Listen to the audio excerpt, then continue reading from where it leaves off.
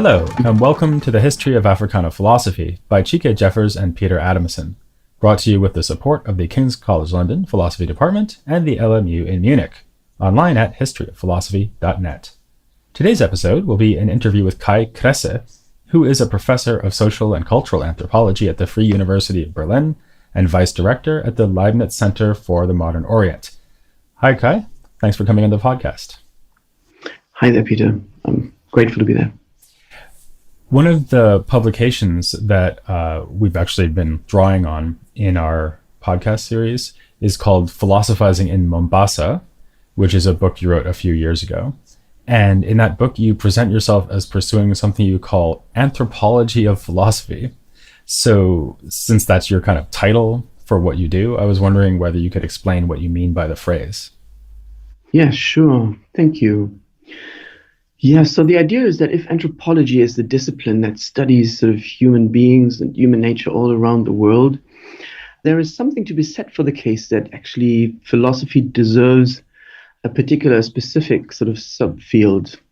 So if we imagine that, philosophy is actually a socially embedded activity of reflection and a seeking of intellectual orientation, or orientation generally about the fundamentals of our thinking, knowing, and doing, then this is a socially embedded activity that happens all over the world, and we can imagine it happening in all different kinds of cultures and societies. And so, in that sense, it is worthwhile for anthropology to cover this distinct subfield of human activity and fundamental concern, with a field in its own right. That was the idea. So it's distinct from an anthropology of religion or politics. It's not subsumable to these other existing fields.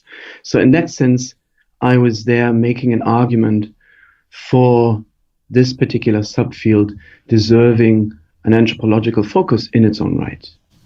The idea then would be that just as you could go into any culture and look at, say, their trading practices or the way their families are structured or their religious practices, so you could look at their philosophical practices and do anthropology based on that.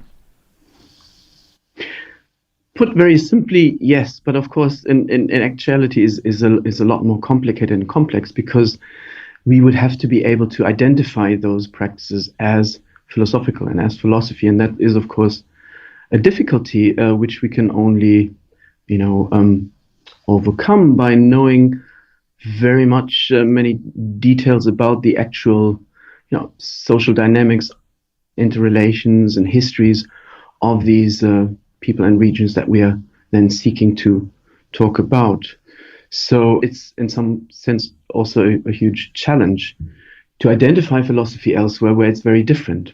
So I'm not assuming a likeness or easy similarity across cultures, but I thought that this working definition that I quoted, this fundamental orientation about what one is thinking, knowing, and doing is sort of a human concern that we will find everywhere. And we will find then,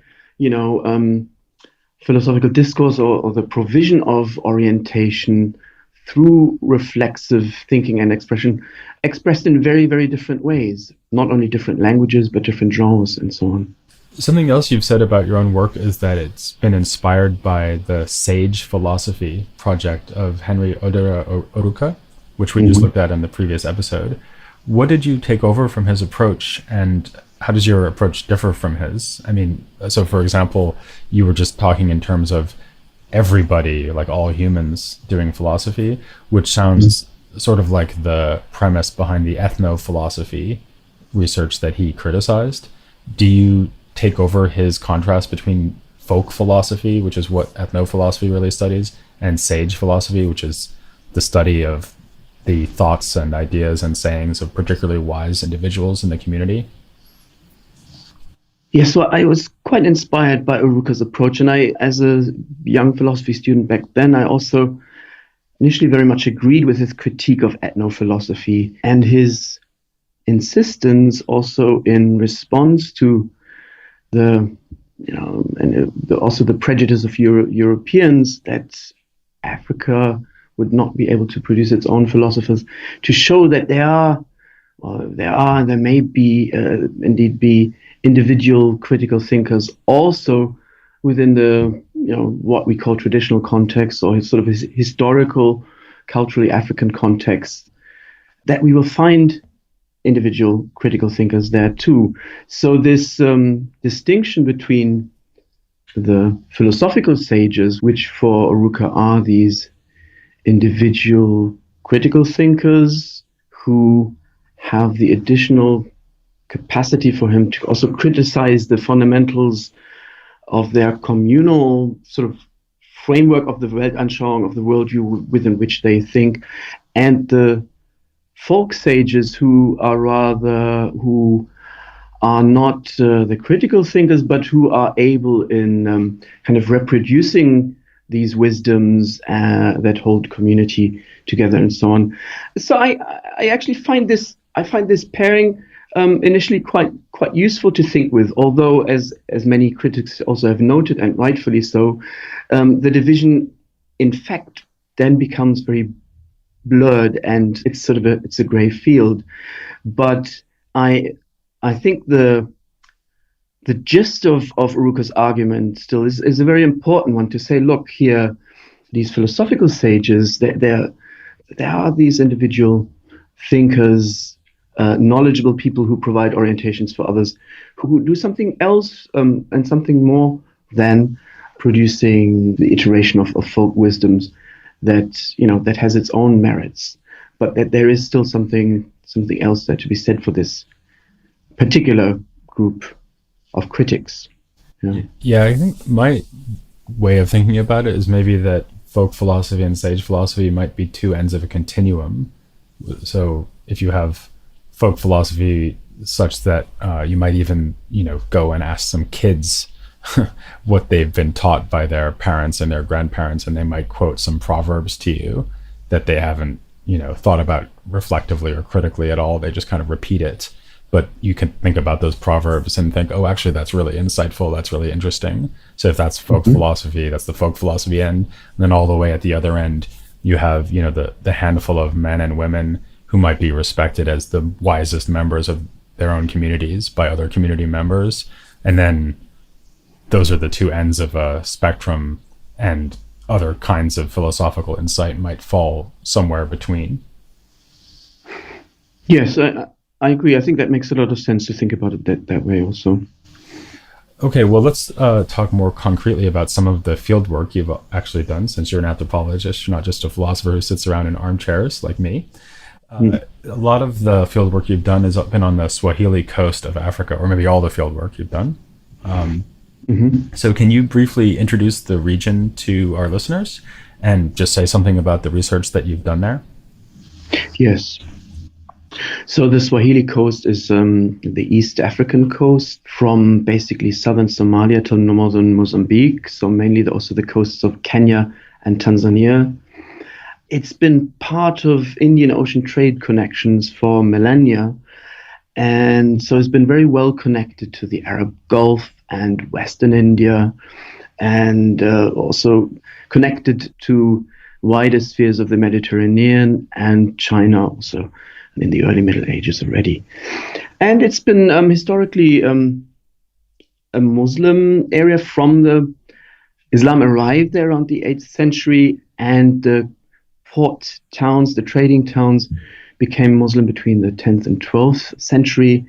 And so the region is also characterized by these, if you like, one could say cosmopolitan interactions, and very much being part of a wider world that is also reflected in the language Swahili, that has integrated a lot of vocabulary, particularly from Arabic, but also then from a whole range of other languages that that speakers were in contact with historically, including then the colonial languages of English and German. Swahili is originally a Bantu language, is that right? It is, exactly. It is a Bantu language, and that is also clearly visible through the grammatical structure and the noun classes and all of that. So it's been appropriating a lot of vocabulary, but remains a clearly distinct Bantu language.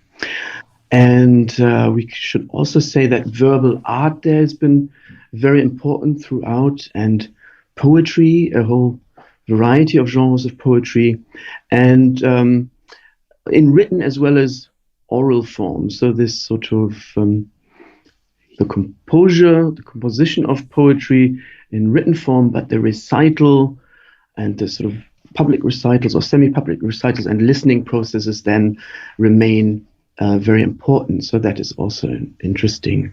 And these sort of poetical commentaries on society accompany basically the historical course, whether it's rivalries between coastal towns who are fighting with each other and certain poets making claims and attacks vis-a-vis each other and responding to each other.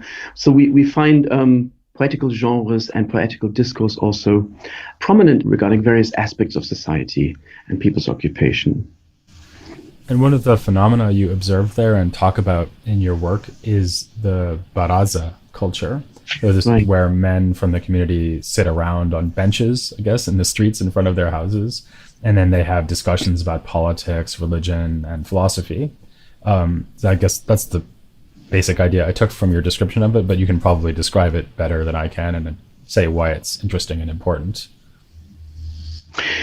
Yes, for me as an anthropologist who then lived there for a year and who was curious and interested in debates and discussions, because that's where the exchange of argument happens, I quite quickly came across these meeting points in the streets in my neighborhood and elsewhere across, where basically groups of neighbors and friends would assemble, usually after late afternoon or evening prayers, for chats, for exchange of news, but also for discussions. And these could sometimes become quite elaborate or technical or fundamental, quite agitated, but also quite intellectual.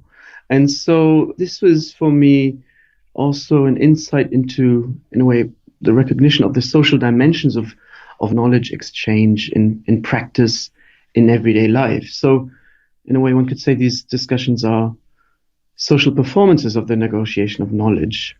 And within these groups, then we can observe also, a kind of peer recognition of those thinkers who are particularly creative and original in their contributions, sort of pinning something down through the kind of comments they give, or being particularly witty.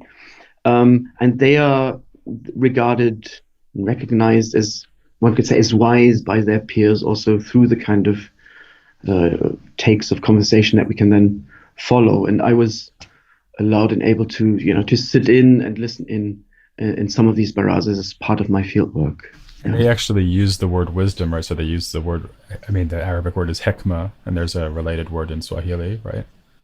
Yes, some pronounce it hikmah there as well, others hekima. So it depends a little bit on where one is on the Swahili Coast. Yes, but there's basically a semantic field, we could say, of knowledge and wisdom, hikmah or busara. There's a Swahili term, ujuzi. There is ilm or elimu.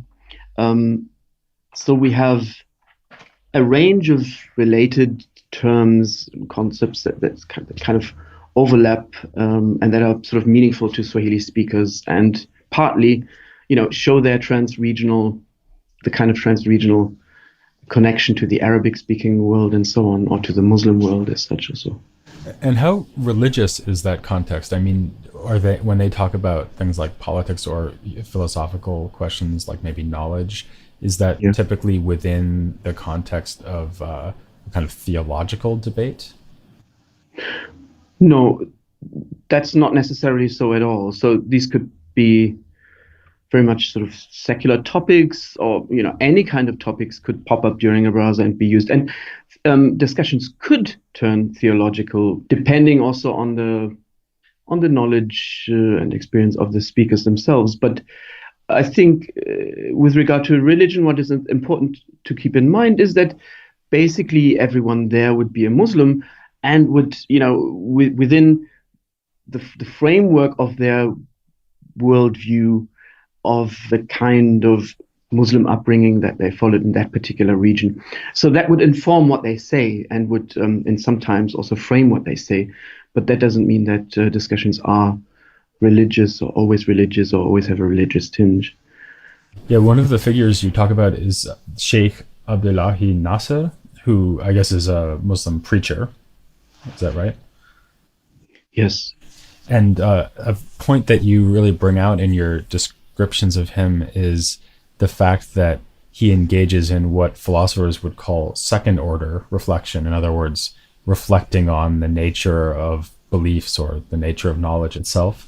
And I just have a quote here from something you wrote about him. You said that he makes the audience think and makes the audience question some of the values and standards and self-conceptions that they would normally take for granted. Can you say something about how he did that, first of all, and also whether you think that, in a sense, is what makes his practice philosophical, because he's sort of jumping up to this higher level order of reflection?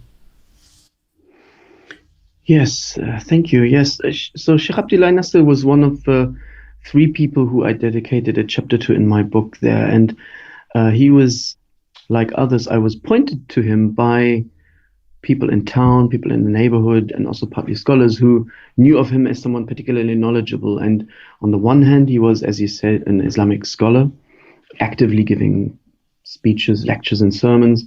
But before, he had been, in the late 1950s, he'd actually been a local politician who had campaigned for coastal independence, for a post-independent Kenya, a separate independence of the coast.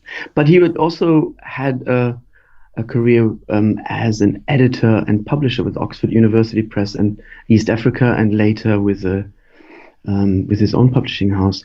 Yes, but his way of delivering lectures, speeches, was very much marked and characterized by this motive of questioning things, of assumptions that people would be taking for granted. And he was, in that sense, very much sort of an opposite or contrasting examples to what one would commonly hear delivered by religious lecturers, often quite ideological or very insistent and sometimes slightly sort of dogmatic lectures that would teach something to the others. Whereas here we would have this gestus of an invitation towards the audience to think through certain issues. And he was responding to requests by the audience, for instance, to know more about debates at the time about a new constitution for Kenya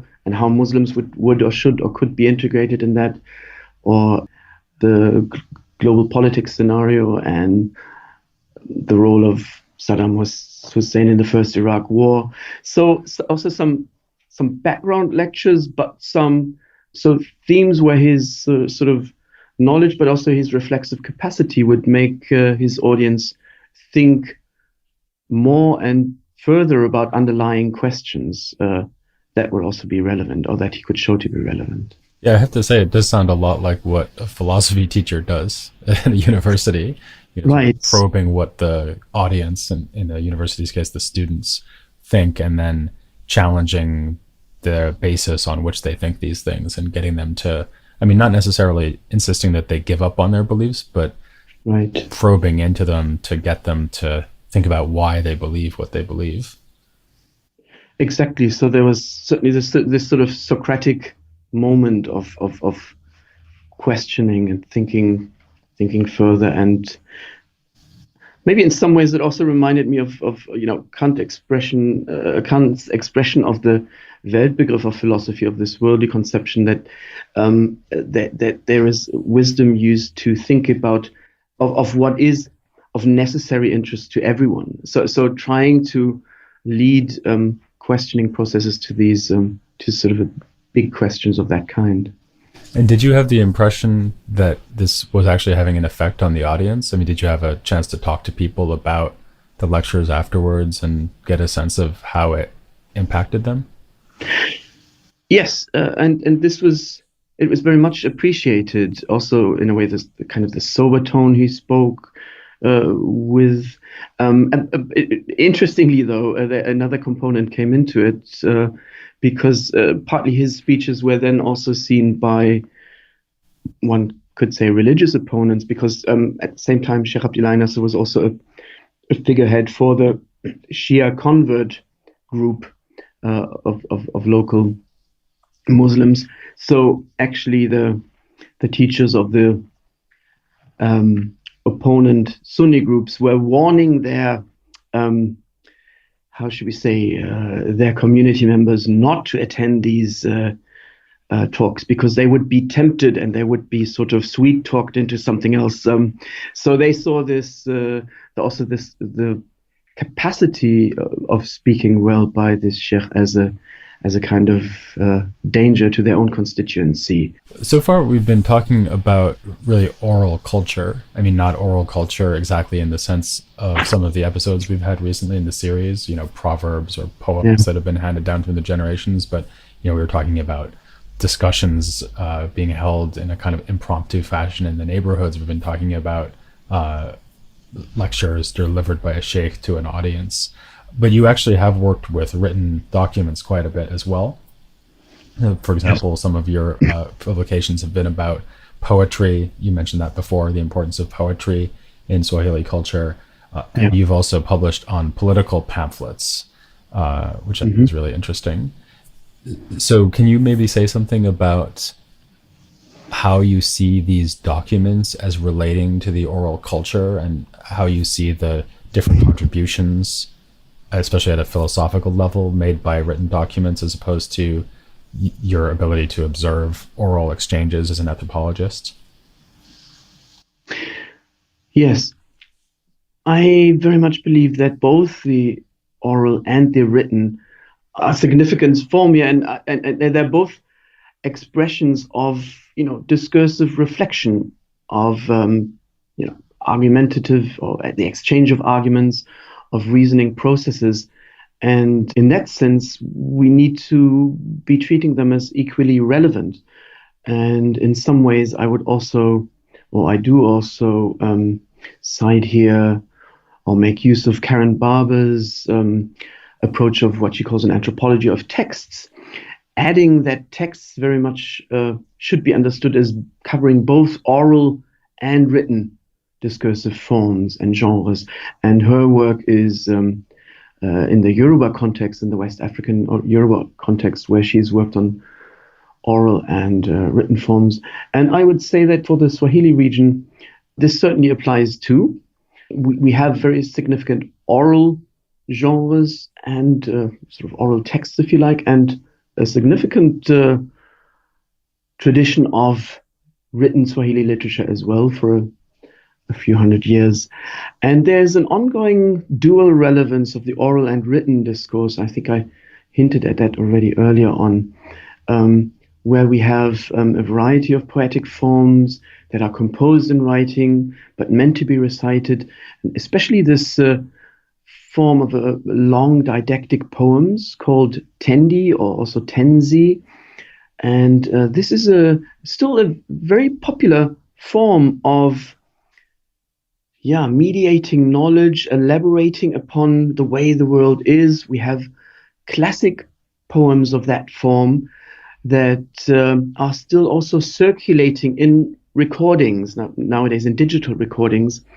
And we have new compositions in this form that can cover several hundred stanzas. And the preferred way of dealing with these poems would be through the recordings and not through the reading, although publications of some of these also exist. But they are then mostly printed versions produced by and for an academic audience.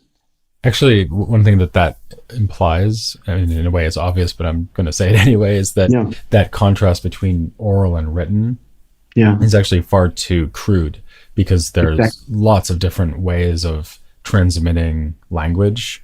And if you have something like, a poem that exists now because it was written down a long time ago, but then someone recites it publicly, or then someone records it, and maybe you hear it on the radio, it's not really clear anymore whether we're dealing with written or oral culture at all.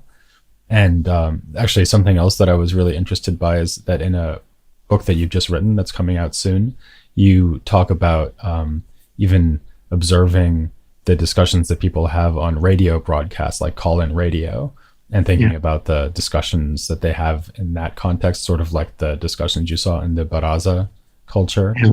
And that's a really unfamiliar context. I mean, I can't think of a historian of philosophy that I've ever read who was listening to call-in radio and Yeah. thinking about Yeah. the debates that they found there. But I mean, why not? Because philosophy could be had in a radio call-in show just as much as it could at a bench in front of a house or a written document.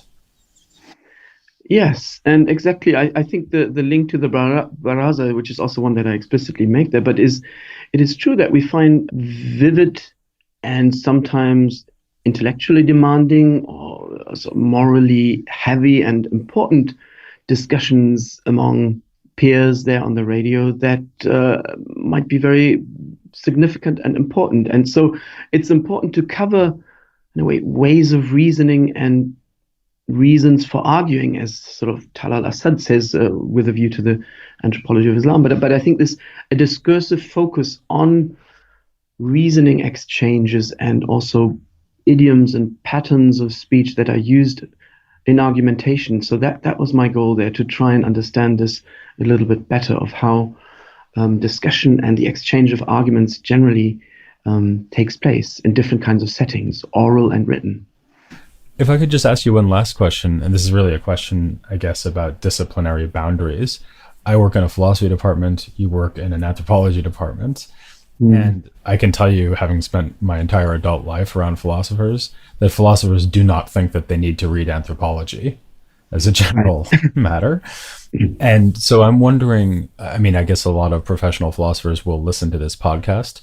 Do you have a message for students and teachers of philosophy? I mean, what do you think that philosophers can get out of engaging with anthropology? What do you think they should try to get out of engaging with anthropology?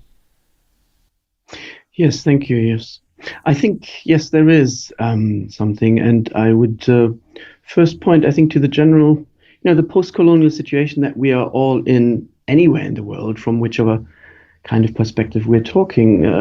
And we see currently in academia, and particularly philosophy institutionally also, I think, under pressure to include philosophical traditions from elsewhere in the world into its institutional coverage. And your series is a great example of that. But I think this is really fundamentally important, that there is a necessary transformation process of philosophy to be taking place from a more or less Eurocentric one to one that is inclusive and integrative. Because I think that, if philosophy is really truly and sincerely interested in general insights of human interest, issues that are of necessary interest to everyone, then it needs to actively seek to take on the concerns and insights about what it means to be human, or also good or wise, from all around the world, right? In order to be able to provide sort of general kind of statements and reflections on that. And so I think philosophy as an institutionalized academic discipline needs to actively engage with knowledge and fundamental insights in many different languages and forms and idioms from all around the world. So what I sketched out as an anthropology of philosophy, in a way, can take a kind of a mediating role between anthropology, or the empirically grounded sciences, if you like, and philosophy as the conceptual discipline, or the interested to formulate still general or universal statements, perhaps. So I think philosophy has to reject and constructively overcome its Eurocentric bias in terms of a dialogic pathway of interaction with all the intellectual traditions that there are in the world. And so for this, anthropology, or anthropologists who have perhaps also some qualification in philosophy and can speak to philosophers, can provide a useful sort of mediating ground, or can cover this kind of mediating field, which I think we need to cover. We need to cover the intellectual productions and philosophical reflections from all around the world, and integrate them into philosophy in order to be content with, I think, philosophy as the science that seeks to reflect on what it means to be human. And that's, of course, a connecting point, then again, to anthropology. I hope that made some sense. Yeah, I'm convinced. And on that note, which was a good note to end on, I will thank Kai Kresse very much for coming on the podcast. Thank you. I really enjoyed this. Thanks. And I'll invite the audience to join us next time as Cheek and I wrap up this first series of episodes on Africana philosophy devoted to philosophy in the pre-colonial phase of African culture, although we've just been talking about very recent African culture on the Swahili Coast. Next time here on the history of Africana philosophy.